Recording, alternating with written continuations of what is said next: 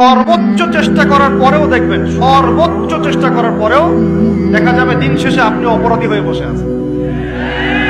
আর আমি একটা লেকচারে বলেছি না, পুরুষ মানুষ বোকা।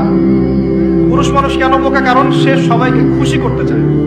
সে চায় মা সুখে থাক, বোন সুখে থাক, স্ত্রী সুখে থাক, যদি আরো স্ত্রী থাকে ও সুখে থাক, সন্তানরা সুখে থাক, সবাই ভালো থাক।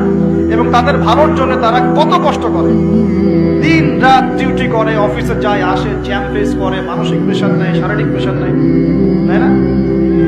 অথচ এই কষ্ট কিন্তু মহিলারা বোঝে না। বোঝে? সবাই বোঝে না।